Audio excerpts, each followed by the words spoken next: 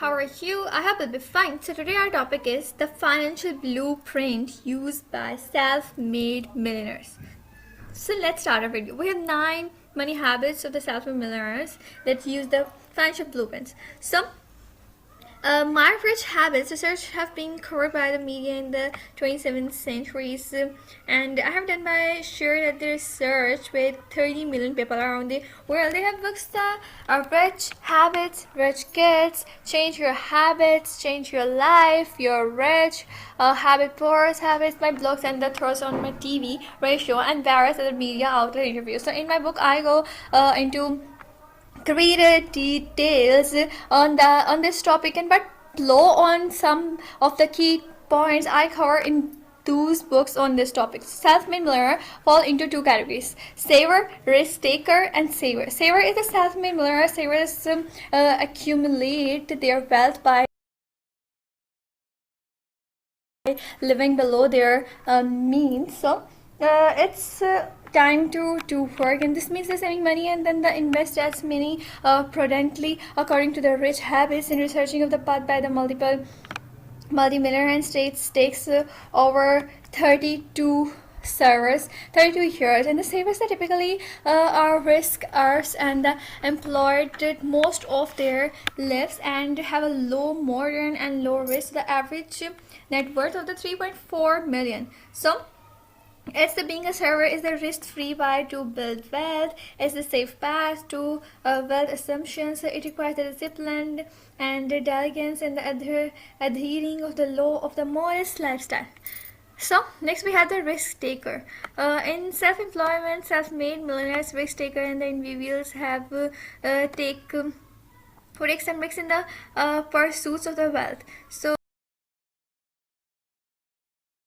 they are typically balance owners in the entrepreneurship, aggressive, the savvy investors in the stock of the real estates, or they create some products or services that is so unique, and you think about it, it's so unique and experienced and entrepreneurs, aggressive, savvy investors, stock on the real estates, or they create some products service that is unique. They are able to demand a significant premium in return for this purchase or use of their products or services. The self-made millionaires, risk taker were among them. Well, this is in my study with an average net worth of $7.4 million, and being a risk taker is only of the bold and the courageous. It's the high risk path to wealth, accountable and accumulations. So next you can see it requires a coverage presence and tuning and a hardcore work ethic. So this video we will explain, and this video is devoted to the server out there and those who wish to become the millionaires with little to no risk. So it is a study. It's found that all servers have a specific money mindsets, and below are some of the top money strategies of self-made millionaire servers. So next we have the self-made millionaires establish saving goals early in their lives. 94% of the self-made millionaires who become rich by saving money. So save 20% or more of that net pay or their net income. So they did their early in their work lives long before they accumulated their millions. With you for your first paycheck,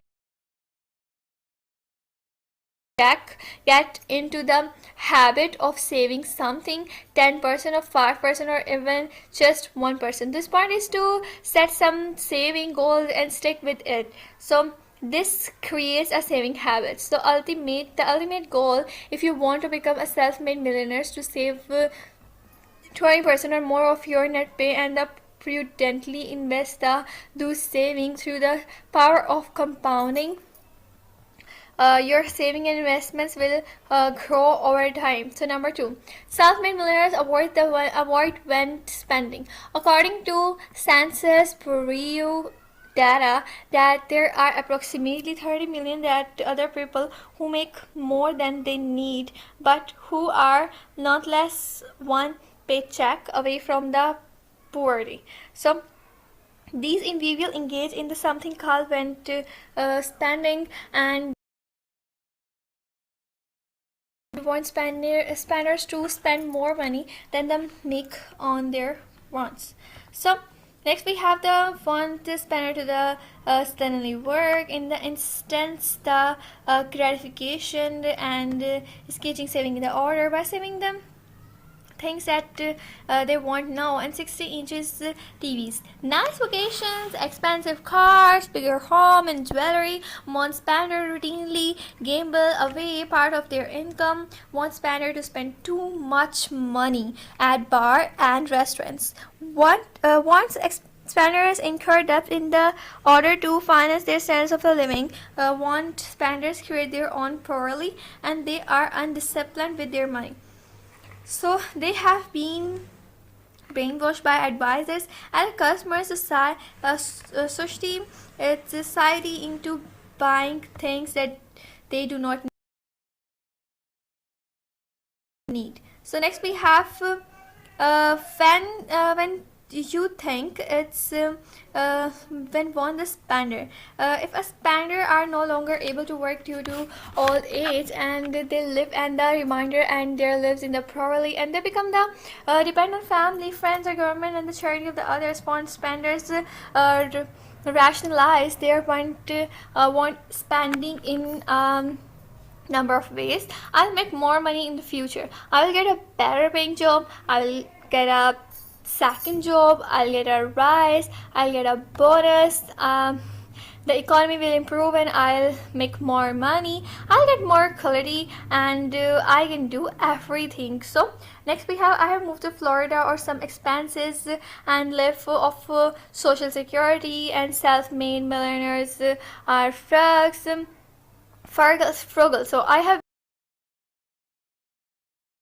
been studying in the daily habits, and it's the rich and the poor 24. I have to get in an enormous amount of the data on both groups. So 67% of the rich in my study says they are frugal. To them, frugal means spending their money freely, obviously. So it means buying quality items or service at bargain prices. So most of the wealthy in my study were raised by poor parents or middle class parents who made a point of the instilling the in them good habits. So next we have being fertile was one of those good habits they learned from their parents and that they look with them into their adult lives. So next we have below is a small sampling from my rich habits books of some of the frugal spending habits of the rich, and 8% shopping at the Goodwill stores, 37 used coupons,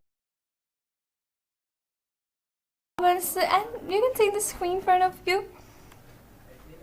Yeah, it's diverse things. So personal service as a bargain price is they like the fact that the banking person seems more committed to helping them with their banking need, so that there was little turnover, and this means they were able to develop long-term relationship with the teller and the banker, and selling the same faces year after year, and was comforting the relationship. After all, the currency of the wealthy be frugal and not cheap. 66% of the poor in my study admitted to being cheap. So cheap of that mean spending their money on the cheapest product or service available. So being cheap is poor habit because quality is very rawly given by the considerations at all. So they need actually the look of for the duration and a much quicker rate